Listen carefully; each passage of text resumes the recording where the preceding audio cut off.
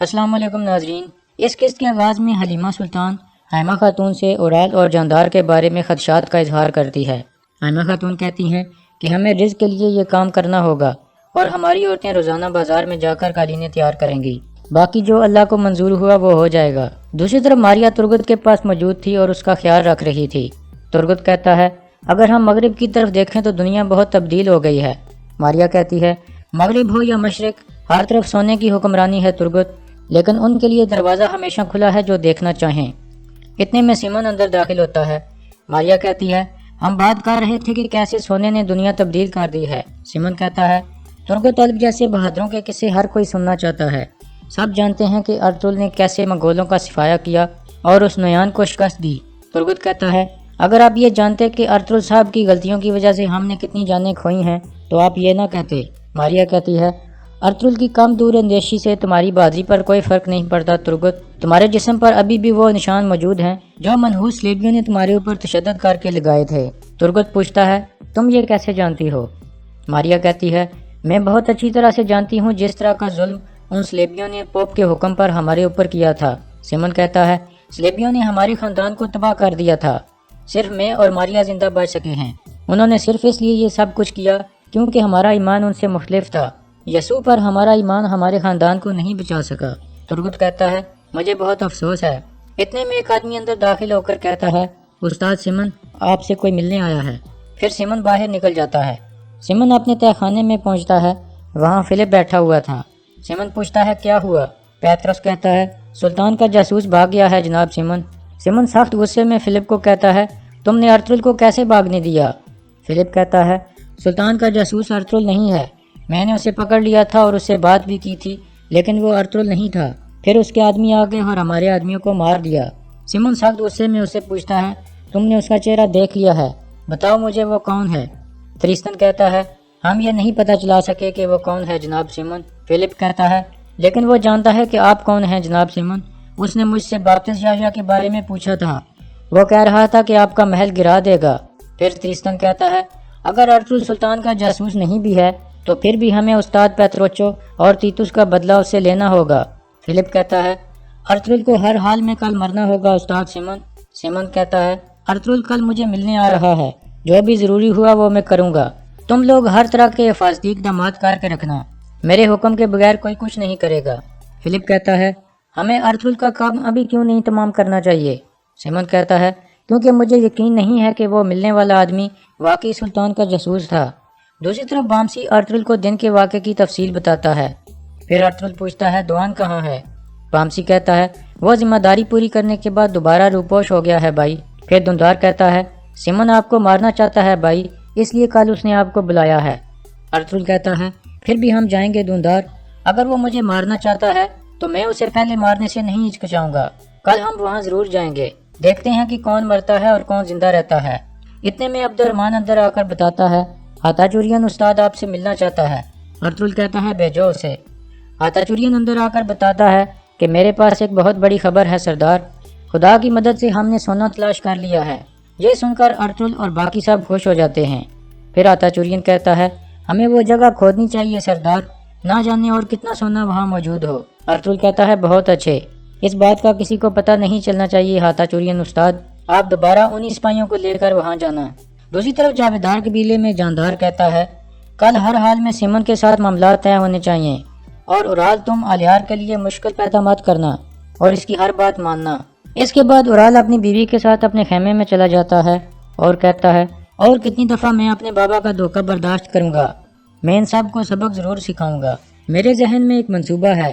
دوسری طرف الیار اسلحان سے پوچھتا ہے ٹوکٹامش اور اورال بھائی کے درمیان کیا مسئلہ تھا؟ اسلحان کہتی ہے ٹوکٹامش صاحب کو پتہ چل گیا تھا کہ اورال ناجائز منافع کما رہا ہے۔ الیار کہتا ہے اب سے تم چولپن خاتون پر نظر رکھو گی اور میں اورال بھائی کو دیکھ لوں گا۔ اتنے میں اورال وہاں آ جاتا ہے، اسلحان باہر نکل جاتی ہے۔ پھر اورال کہتا ہے میں تمہیں ایک نصیحت دینے آیا ہوں الیار، ارطغرل کی وجہ سے تم ہمارے لیے مشکلات پیدا مت کرو، وہ آج یہاں ہے تو کل کہیں اور ہوگا۔ الیار غصے سے کہتا ہے تو کیا آپ نے سیمن کے ساتھ مل کر قبیلے والوں کا رزق چوری کیا تھا بھائی؟ یہ سن کر اورال چونک جاتا ہے اور کہتا ہے ضرور تمہیں اسلحان نے بتایا ہوگا یہ۔ پھر الیار کہتا ہے کل دونوں قبیلوں کے درمیان ایک اہم کاروبار شروع ہو رہا ہے، आप बिल्कुल भी हमारे रास्ते में मत आना। अगले दिन सुबह के वक्त सिमन अपने हथियारों का जायजा लेता है। इतने में मारिया वहां आती है और कहती है, आज हमारा दिन है भाई। सिमन कहता है, हमारा दिन तब होगा जब हम यरूशलेम को मुसलमानों से पाक कर देंगे। मारिया कहती है, जब तक आप जैसे सिपाही मौजूद हैं वो दिन करीब है। सिमन कहता है, आज हमारा दुश्मन अर्तुल आ रहा है। बाद दफा हमारा दुश्मन हमारा सबसे करीबी दोस्त बन जाता है, हो सकता है हमें उनके साथ मायदा भी करना पड़े। मारिया कहती है, अगर आपने अर्तुल की पेशकश कबूल कर ली तो ओराल बुरा मानेगा। सिमन कहता है, यही तो मैं चाहता हूँ, हम एक पत्थर से 2 परिंदे मार देंगे। दूसरी तरफ अमांदा ओराल को कहती है, मारिया तुर्गत के खिलाफ नहीं जाएगी, मेरे ख्याल में वो उसकी मोहब्बत में गिरफ्तार हो गई है। ओराल पूछता है, क्या बातुहान का खंजर मारिया लेकर आई थी? अमांदा कहती है, उसके साथ फिलिप भी मौजूद था। मारिया इस तरह की बातों के बारे में नहीं जानती, वो बहुत भोली है। ओराल कहता है, इसका मतलब है कि इस मामले में सिमन का हाथ है। अमांदा कहती है, बिल्कुल, इसमें कोई शक नहीं। फिर ओराल कहता है, क्या तुमने एक चोर का इंतजाम कर लिया है जो मैंने तुम्हें कहा था? अमांदा कहती है, यह तो बहुत आसान था, मुझे सिर्फ ये कहना पड़ा कि अर्तुल की थैली में हीरे जवाहरात हैं जिन्हें वो हर वक्त उठाए रखता है। इसके बाद ओराल उसे एक तोहफा देता है और बाहर निकल जाता है। थोड़ी देर बाद अर्तुल और उसके साथी बाजार में पहुंच जाते हैं। इस दौरान एक चोर भी तैयार हो जाता है जिसे अमांदा ने अर्तुल की चोरी के लिए तैयार किया था। इतने में दुआन भिखारी के रूप में अर्तुल के सामने आ जाता है और इशारों इशारों में बताता है कि सिमन और उसके आदमी कल के वाक़े के बाद काफी होशियार हो गए हैं। अर्तुल मुस्कुराते हुए कहता है, अल्लाह उनकी हिफाजत करता है जो उसके रास्ते पर लड़ते हैं। फिर अर्तुल आगे बढ़ जाता है। इसके बाद अर्तुल सिमन के मेहमान खाने में दाखिल हो जाता है और सीधा तुर्गत के कमरे की तरफ जाता है। बामसी उसे रोक लेता है और कहता है, अभी मत जाएं भाई, पहले हमें कारोबार के बारे में बात कर लेनी चाहिए, बाद में हम इसे मिल लेंगे। इतने में मारिया भी वहां आ जाती है और कहती है, सिमन साहब आपका इंतजार कर रहे हैं अर्तुल साहब। फिर अर्तुल वहां से मुड़ जाता है और सिमन की तरफ चला जाता है। फिर वो मरकजी हाल में पहुंच जाता है जहां सिमन और बाकी लोग मौजूद थे। इतने में वो अमांदा का चोर भी वहां पहुंच जाता है और चुपके से अर्तुल की थैली उतार कर जाने लगता है तो अर्तुल उसे पीछे से पकड़ लेता है और नीचे गिरा देता है। वो चोर थैली अर्तुल की तरफ बढ़ाता है।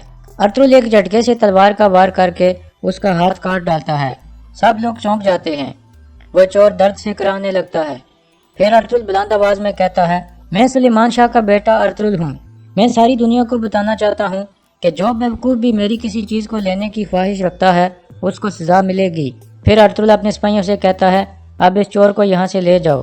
फिर वो सिमन से कहता है, यहाँ चोर खुलेआम घूम रहे हैं सिमन, और तुम्हें कुछ पता ही नहीं।